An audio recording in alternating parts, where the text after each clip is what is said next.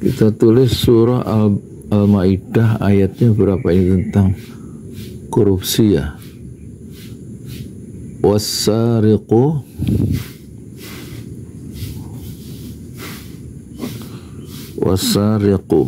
ya. Wassariqatu ya kan. Terus faqta'u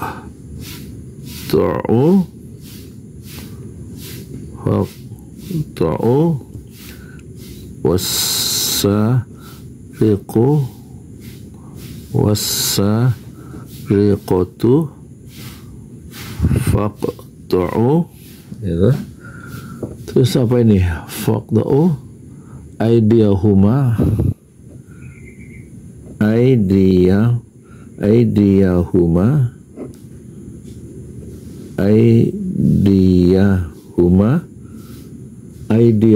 jazaa'an bima kasabah.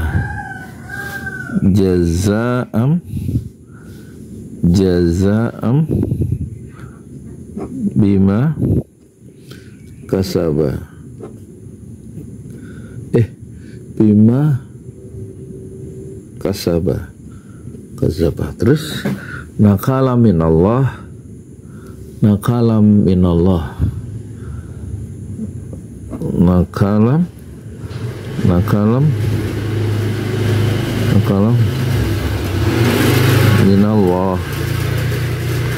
ya.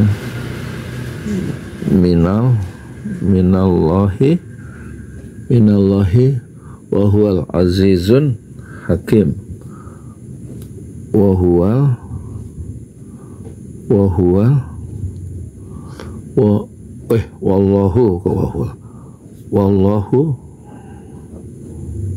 Wallahu azizun ya kan. Wallahu azizun hakim.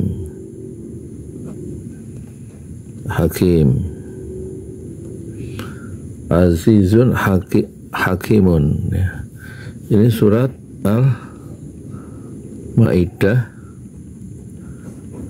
ayatnya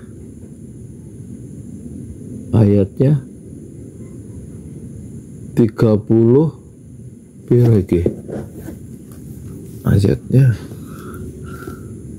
Wasariqatu faqta'u aydiyahuma jazaa'an bima kasaba nakala minallah wallahu azizun hakim.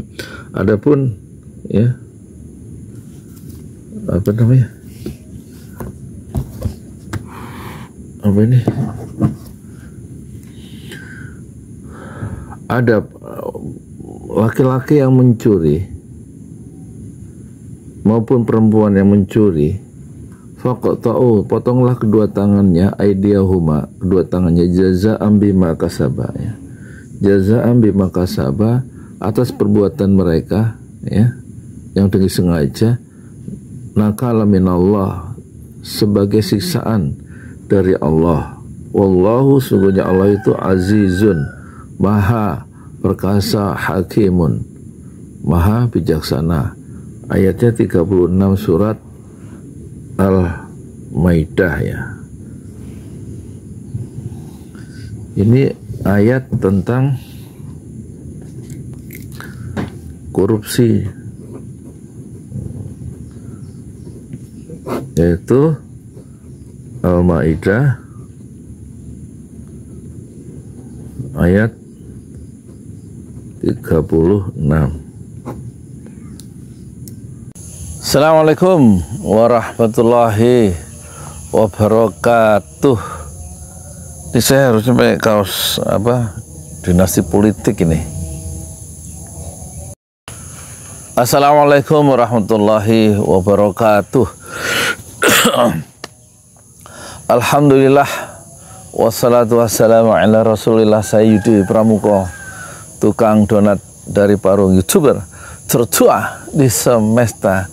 Saya mau bicara tentang gagasan Prabowo yang ingin bikin pulau terpencil untuk penjara para koruptor yang dikelilingi di lautan yang penuh dengan ikan hiu ya, dan juga gagasan tentang Anies Baswedan dan juga Mahfud MD, yang 3 orang gagasannya itu tentang pemberantasan korupsi itu pasti gagal ya.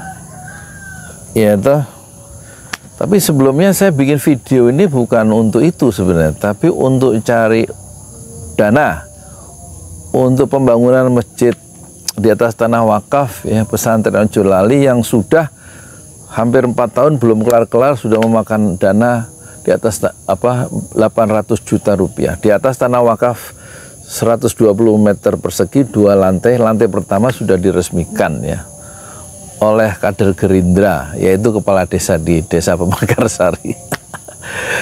2 tahun yang lalu bulan Mei 2023 bulan Syawal, sekarang mau Syawal lagi, belum kelar lantai keduanya. Perlu sekitar 200 juta lagi, silahkan ya. Daripada uang itu dikorupsi, mendingan ditransfer aja ke Bank Syariah Indonesia 1012 ya, 656781 ya. Dan dikonfirmasikan ke WA yang di HP yang sedang merekam wajah saya yang eksotik ini ya, yaitu HP-nya, WA-nya 0812 1200 6145. Kita masuk materi. Prabowo pertama-tama dulu awal-awal jadi presiden, dia bilang kita akan kejar koruptor ya, kita siapkan anggaran, kita kejar. Kalau dia lari ke benua Antartika, kita kejar sampai Antartika. Terus kemudian di Mesir dia bilang, di Mesir koruptor itu akan kita maafkan asal dia mengembalikan uang yang dicurinya. Nah, sudah berubah toh, terus ribut lagi. Dan sekarang dia punya gagasan ingin menghukum koruptor atau maling-maling itu yang dia sebut monyet-monyet itu yang ndablek ya. Dia pakai bahasa yang kasar ya, nggak boleh dalam Islam memberikan gelar lakob yang buruk ya. Masa koruptor disebut monyet, nggak boleh itu ya. Ya harus diralat itu oleh Prabowo sebagai Presiden Republik Indonesia, karena akan tercatat di dalam sejarah politik Indonesia modern ada seorang presiden mengatakan koruptor itu monyet. Koruptor itu manusia yang harus mempertanggungjawabkan perbuatannya di dunia sampai akhiratnya. Nah, sekarang kemudian yang kedua ya, yang kedua gagasan Mahfud sebelumnya harus dipermalukan koruptor itu, di penjara di semacam kelurahan sehingga anak-anak sekolah itu bisa melempar koruptor itu dengan kacang gitu. Itu pikiran seorang, kalau nggak salah begitu ya gagasan Mahfud ya. Terus Anies Baswedan yang pernah jadi calon presiden menantang Prabowo dan Ginanjar kemarin tanggal 14 Februari 2024 juga, karena sistem hukum kita ini masih kurang sempurna. Kalau diterapkan hukum Islam takutnya kita salah ya, menghukum orang yang tidak bersalah. Nah, ini persoalannya, kita menghadapi orang-orang yang tidak berani menyeberang secara intelektual ke dalam hukum Islam yang ada di dalam Al-Quran, di surat Al-Ma'idah ya. Surat Al-Ma'idah ayatnya 38, bahwa menurut Islam orang yang mencuri itu tangannya dipotong, baik yang mencuri itu laki-laki sama perempuan sama diperlukan sama. Faqta'u, potong, aydiyahuma, tangannya, as-sariqu was-sariqatu, pencuri yang memotong yang mencuri baik laki-laki maupun perempuan, potong tangannya. Jazaa'am bima kasaba, sebagai balasan bima kasaba, dengan apa yang mereka lakukan pencurian itu dengan sengaja. Nakalla minallah, sebagai balasan dari Allah. Wallah, Allah itu azizun, maha perkasa, maha bijaksana. Nah, ini yang harus diterapkan, hukum potong tangan. Beres tuh. Masa kita sebagai negara yang sebentar lagi ulang tahun nih, bulan Agustus, ulang tahun yang ke berapa berarti itu? 45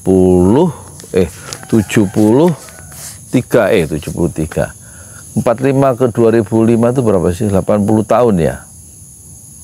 Masa utangnya 8.000 triliun, korupsinya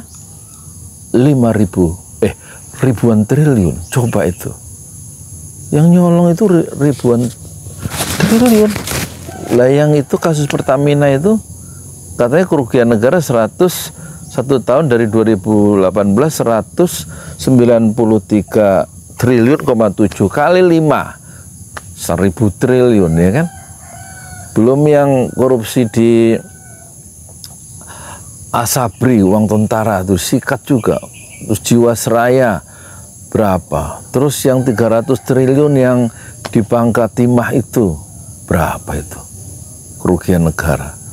Belum yang nikel 5,2 juta ton ekspor ilegal yang dilakukan oleh orang-orang dekat lingkar kekuasaan, dibongkar sama Faisal Basri yang diminta bantuannya oleh KPK. Ditelusuri 5,2 juta ton nikel ke Cina. Ada catatannya di Cina, tapi di sini nol. Tapi di Cina ya, dalam dokumen di WTO itu ada 5,2 juta ton. Itu berapa triliun itu? Belum nanti tambang-tambang gitu. Jadi ribuan triliun korupsi, pencurian di mana-mana. Rakyatnya makanya melarat ya. Termasuk saya. Masa usia saya sudah 64 masih jualan bubur ayam untuk memberi nafkah istri. Nggak ada perlindungan sosial ya dari negara untuk orang-orang lansia. Coba bayangkan, ya kan? Harusnya kan ditanggung oleh negara, ya nggak terus dorong gerobak tiap hari.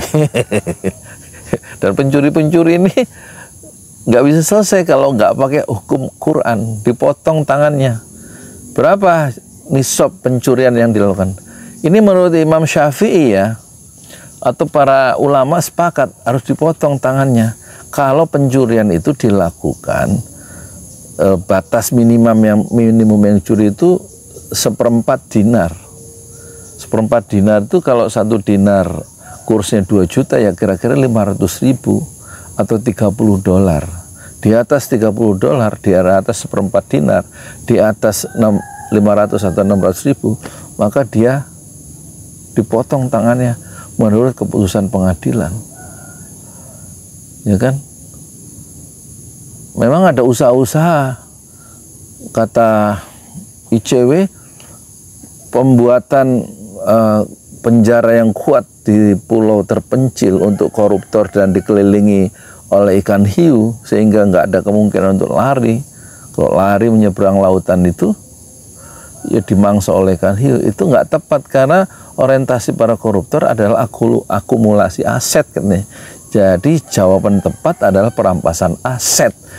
Koruptor itu dimiskinkan ya. Jadi ICW juga nggak setuju potong tangan kan ya, karena memang nggak ada reference of teoris tentang Islam di kepala orang-orang ICW atau di kepalanya Prabowo atau di benaknya Prabowo, Mahfud dan Anies Baswedan sama podohai. Jadi nggak akan kelar itu. Korupsi sudah 80 tahun. Ya sejak kemerdekaan juga korupsi, zamannya Soekarno korupsi sudah dibongkar oleh Muchtar Lubis kan. Foya-foya perjalanan presiden ke dunia itu, seluruh dunia itu. Korupsi di zaman Orde Lama, Orde Baru, Orde Reformasi, sekarang gila-gilaan korupsinya kan. Jadi potong tangan tuh menurut Imam Syafi'i, setelah dipotong tangan kanannya karena mencuri di atas nisabnya 1/4 dinar, itu tangan kanannya dikemanain kepotongan. Ya kalau potong tangan jangan dibayangkan pakai golok gitu. Ya dibius total ya orang yang mencuri itu. Terus tangannya dipotong dengan teknik ilmu pengetahuan modern, kemudian diperban, ya kan? Nggak ada rasa sakit. Keluar dari rumah sakit tangannya sudah hilang kepergelangan tangan kanannya. Nah tangan kanan si pencuri itu dikemanakan? Menurut Imam Syafi'i yang ngajarkan kunut di waktu sholat setelah sami Allahu liman hamidah, terus Allahumma hdina fiman hadait wa afina fiman afait wa tawallana fiman tawallait wa barik lana fima atait wa qina bi rahmatika syarra ma qadait. Itu kan kunut tuh. Imam Syafi'i mengatakan orang pencuri yang dipotong tangannya, ya kan, itu tangan pergelangan tangannya itu digantungkan di lehernya. Jadi rakyat ya mendapatkan shock, efek jerah, terkejut, dan nggak berani melakukan pencurian. Selesai pencurian di zaman Prabowo kalau ada undang-undang ya Quran ayat Al-Maidah ayat 38 tadi dirumuskan kembali dalam hukum positif pada proses legislasi prolegnas ya, dijadikan prioritas itu pembahasan itu. Bisa karena apa? Sekarang kan partai-partai itu dalam kendali Koalisi Indonesia Maju, dalam kendali Prabowo kan, pemerintah mengajukan satu rancangan undang-undang itu kemudian dibahas oleh parlemen. Bahasnya nggak usah di hotel mewah, di parlemen gedungnya ada, bahas undang-undang kok. Rancangan undang-undang pemberantasan korupsi gitu ya, perampasan aset, salah satunya selain asetnya diambil itu adalah si pelaku itu dipotong tangannya, ya kan, menurunkan, breakdown Quran itu dan sunnah itu menjadi hukum positif yang disetujui oleh fraksi-fraksi di parlemen setelah paripurna, kan gitu ya. Bisa. Jadi nggak usah mengeluarkan biaya untuk untuk bikin penjara antar berapa miliar, belum nanti dikorupsi, di markup lagi pembuatan penjaranya itu kan. Bocor maksudnya. Bikin penjara untuk koruptor, pembangunannya dikorupsi. Udah ya kan, ini usulan ya, usulan supaya korupsi itu selesai. Ini usulan dari tukang donat atau tukang bubur ayam, ya enggak? Jadi pakai Quran dan pasti selesai korupsi itu. Dan itu langkah atau itulah satu-satunya undang-undang yang menjadi warisan dari Prabowo. Udah cukup, di situ nggak usah jadi presiden lagi, mewariskan satu undang-undang itu aja. SBY mewariskan yang dikenang dari SBY apa? Cuma 2, menandatangani undang-undang desa di akhir pemerintahannya, sehingga satu desa punya dana sendiri 1 miliar atau 1,5 miliar per tahun. Jasa ya, warisan agung dari Presiden Susilo Bambang Yudhoyono. Itu yang pertama. Yang kedua, warisan dahsyat lagi dari SBY adalah menandatangani, mensahkan, memberlakukan undang-undang BPJS sehingga kita berobat tuh 0 rupiah. Saya pernah dirawat di Dompet Du'afa, di rumah sehat Dompet Du'afa ini, 5 menit naik angkot dari tempat saya bicara sekarang.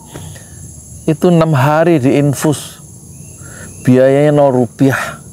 Karena apa? Itu undang-undang BPJS dari Susilo Bambang Yudhoyono. Sekarang Prabowo harusnya merumuskan undang-undang perampasan aset yang kemudian kita ratifikasi dari PBB itu ya, apa sih, United Nations Against Corruption itu ya, nggak akan menyelesaikan akar masalah kecuali selesai dengan pendekatan yang bercorak ilahiyah yang diturunkan dalam hukum positif, dalam dibahas dalam prolegnas itu. Jadi kalau masih mencuri di atas 600.000, 1/4 dinar emas atau di atas $330, gimana? Kata para ulama, dipotong, untuk pencurian kedua ya, dipotong pergelangan kaki kirinya, ya kan? Setelah itu dia masih mencuri untuk ketiga kalinya, dipotong pergelangan tangan kirinya. Masih mencuri untuk keempat kalinya, ya kan? Dipotong pergelangan kaki kanannya. Kok masih mencuri? Baru langkah kelima, si koruptor yang nggak kapok-kapok ini baru dimasukkan ke penjara dengan pergelangan tangan keduanya sudah buntung, pergelangan kaki kanan dan kirinya sudah hilang, dan kemudian diisolasi, nggak bisa lagi dia berbuat apa-apa, nggak merugikan di masyarakat karena sudah di penjara. Sekarang apa? Menurut ICW, Indonesia Corruption Watch, hukuman korupsi di zaman era Presiden Jokowi itu ringan, 3-4 tahun di penjara. Setelah keluar penjara, dia bebas karena anggota tubuhnya masih lengkap. Dia bisa mencalonkan kembali menjadi anggota legislatif dan kepala daerah dan masih menikmati jarahan sebelum dia masuk penjara waktu dia mencuri. Dan kemudian dia akan menjarah lagi dengan kekuasaan politik di tangan setelah dia menyebarkan uang untuk dia terpilih dalam pilkada. Jadi nggak akan kelar itu kalau di penjara ataupun dirampas asetnya. Perampasan aset rancangan undang-undang perampasan aset pun tidak masuk prolegnas ya. Katanya masuk tapi tidak menjadi prioritas pembahasan. Dia nggak akan dibahas karena akan menghancur orang-orang politik sendiri yang melakukan korupsi dan menghajar teman-temannya sendiri kan di DPR atau orang-orang politik. Di zaman Jokowi tidak dibahas. Dan sekarang tidak akan mungkin dibahas. Kalaupun undang-undang perampasan aset dibahas, tidak akan menyelesaikan korupsi. Kecuali korupsi itu selesai jika sang koruptor itu bukan di penjara, bukan dirampas asetnya. Pertama-tama dipotong tangannya. Menurut siapa? Menurut Allah dan Rasulullah. Ucapan Rasulullah itu hanya dari celah-celah bibir seorang laki-laki bernama Muhammad Sallallahu Alaihi Wasallam yang bisa dipercaya dan yang bisa menyelesaikan penyakit sosial di tengah-tengah kita, yaitu korupsi. Ya. Lewat apa? Lewat hukum dari Al-Quran untuk semua, karena sudah diberlakukan menjadi hukum positif. Wasariqu, laki-laki yang mencuri. Wasariqatu, perempuan yang mencuri. Faqta'u, potonglah ya, aydiyahuma, tangan keduanya, tangan laki-laki dan perempuan itu. Jazaa'am minallah, jazaa'am bima kasaba, sebagai balasan bima kasaba, atas perbuatan yang kasab yang mereka lakukan dengan usaha, dengan sengaja, dengan kesadaran penuh. Nakala minallah, sebagai balasan, sebagai hukuman minallah dari Allah. Dihukum di dunia, nanti di akhirat selamat. Yang sekarang kalau mengoplos pertalite udah 5 tahun, betapa dosanya yang melakukan pencurian di Pertamina itu dengan mengoplos itu, dan dia menghadapi bahaya akhirat yang lebih besar karena dia tidak bisa tobat kecuali dia mengembalikan barang yang dicuri ke jutaan orang yang pertalite-nya dioplos itu. Baru bisa dimaafkan setelah dia mengembalikan barang-barang curiannya. Bahaya tuh untuk orang-orang yang terlibat korupsi di Pertamina dari atas sampai bawah selama 5 tahun. Wallah, sungguhnya Allah azizun hakimun, Allah maha perkasa, aziz, hakim, maha bijaksana. Dengan satu ayat ini korupsi akan hilang dari bumi Indonesia dengan izin Allah. Saya Yudi Pramuko, tukang donat dari Parung YouTuber, tertua di semesta Fasbir Sabrun Jamila. Bersabarlah dengan kesabaran yang indah.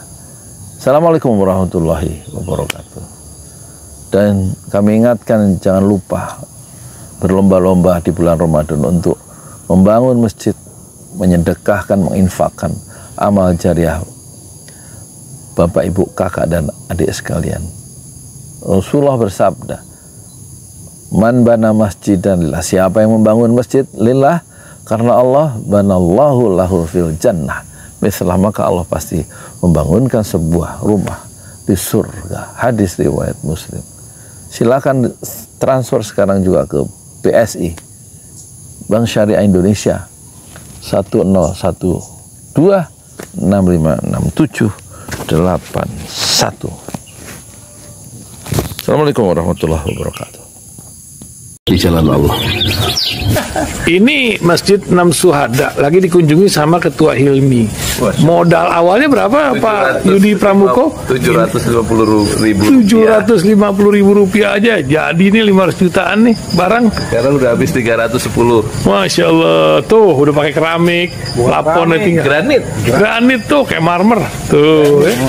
Masya Allah nih, sampai juga kita ke sini. Masjid Enam Syuhada, ngapa namanya Masjid Enam Syuhada, ya, Pak Yudi? Kita mau mendokumentasikan perjuangan dakwah nama anak muda pengawal Habib Rizik Syihab itu. Masya Allah. Yang dibunuh sama orang jahat di kilometer 50. Kilometer 50 ya. Itu kan simbol memperjuangkan dakwah itu kita harus memberikan segalanya untuk Islam kan ya. Masya Allah. Islam. Dan nama anak muda itulah yang sudah memberikan segalanya untuk Islam. Masya Allah. Apa nanti nama pemuda itu ada juga di sini mungkin diterapkan? Mungkin namanya Enam Syuhada. Enam Syuhada ya. itu, Enam Syuhada dipasang di sini. Enam Syuhada. Bipali, apa yang dikomentarin dari ini semua, Bipali? Masya Allah, luar biasa. Dari uang 700.000, kalau pengen ternyata bisa. Ya. Bisa. Allah kirim. Betul, bisa. Ya, dengan masuk satu gang kecil, tapi Bapak ini luar biasa. Kecil tuh. Masya Allah kan? Satu call aja. Masya Allah. Perjuangan Pak Yudi Pramuko, YouTuber sejagat paling tua. Tertua di semesta. Tertua di semesta. Masya Allah. Tukang donat. Tukang donat dari Paru. Ini saya laporkan dari lapangan ini, langsung dari Masjid Enam Syuhada. Masya Allah. Dan ini dia. Dalam lihat dah. Tuh lihat tuh masjidnya. Tuh imamnya di situ tuh. Malam-malam lagi kita. Masya Allah. Masih kurang nih. Atapnya katanya transfer aja. Masjid Enam Syuhada sebentar lagi selesai. Dinding lubang angin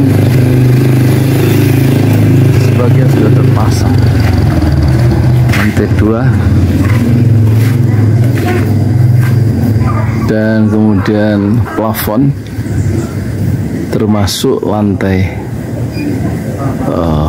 bukan keramik, granit 150 dus bersama tiang-tiang yang ada 16 setinggi 4,5 meter.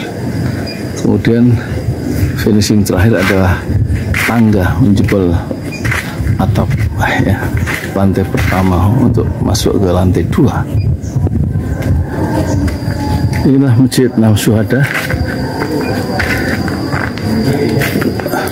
2,5 tahun lalu dimulai pada 2 Agustus hari Senin 2021. Tinggal sedikit lagi insya Allah, dan lantainya dari keramik, bukan keramik, granit sudah diresmikan lantai pertama. Nanti lantai kedua lewat sini tangganya jebol untuk masuk ke lantai 2. Inilah Masjid Enam Syuhada yang sangat megah karena dari bahan-bahan pilihan kualitas nomor 1.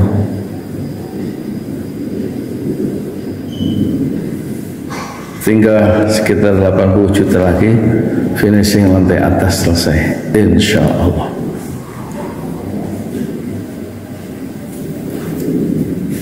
Ya, inilah Masjid Enam Syuhada yang sangat bersejarah ya dalam sejarah dakwah Indonesia modern, insya Allah, karena ini dibangun dalam konteks kezaliman rejim penguasa yang sudah membunuh 6 santri dari front Laskar Front Pembela Islam, dan kita abadikan pengorbanan dan perjuangan dakwah mereka sehingga kita sebut namanya Masjid Enam Syuhada Mereka mengawal perjalanan dakwah gurunya Habib Rizik Syihab, dan mereka dicegat oleh orang-orang jahat di kilometer 50. Saya Yudi Pramuko, tukang donat dari Parung Juber, tertua di semesta fasbir sabrun jamil. Bersabarlah dengan kesabaran yang indah. Assalamualaikum warahmatullahi wabarakatuh.